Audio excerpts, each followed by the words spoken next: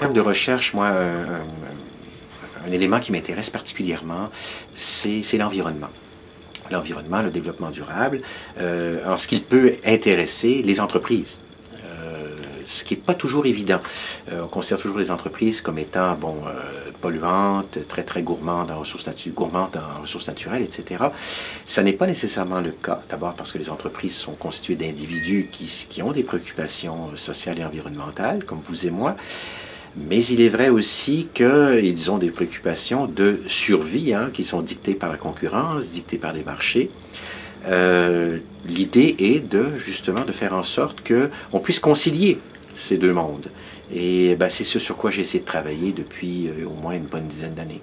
Pour enseigner ces choses-là, pour en parler, j'utilise souvent l'exemple de Germinal, le fameux roman d'Émile Zola. Pourquoi? Parce que dans ce roman-là, on a une belle illustration du dilemme en question. En deux mots, dans le roman, vous avez des mineurs qui doivent faire deux choses, qui doivent extraire du minerai d'une part, ça c'est leur tâche purement productive, mais qui doivent aussi s'occuper de leur propre sécurité en entretenant les poutrages dans les galeries. Or, ils sont assez mal rémunérés pour la seconde tâche, ils ne sont pas rémunérés du tout, autrement dit, ils ne reçoivent que des amendes quand c'est mal fait. Ils sont rémunérés, bien sûr, à la pièce, selon la quantité de charbon qu'ils extraient. Le schéma de rémunération est tout à fait mauvais, et c'est ce que relève bien Émile Zola.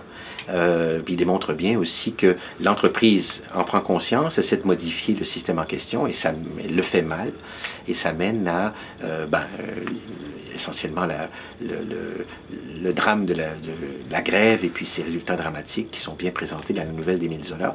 Alors moi, ce que j'ai essayé de faire, ce que j'ai proposé, il y a déjà plus d'une dizaine d'années en fait, c'est un système qui permettrait peut-être éventuellement de surmonter ce dilemme que j'appelle le dilemme de Germinal. Un exemple concret, c'est la Banque mondiale qui a encouragé avec certaines ONG qui ont créé une liste noire d'entreprises dans certains pays, notamment dans ce cas-ci l'Indonésie, sans sanction. C'est juste une liste noire qu'on publicise. Et ça a eu un effet absolument majeur sur les minières en Indonésie. Le seul fait d'être stigmatisé fait en sorte que l'entreprise décide de faire quelque chose et de bouger. Alors on voit bien la puissance de l'information à l'échelle de la planète, ce que ça peut faire. Alors mon rôle là-dedans, c'est d'essayer d'évaluer ce qui se fait d'abord au niveau empirique. Est-ce qu'il y a véritablement un dumping environnemental systématique qui se fait? La réponse est non, pour ce qui est de la pollution de l'air, pour ce qui est du traitement des eaux, etc.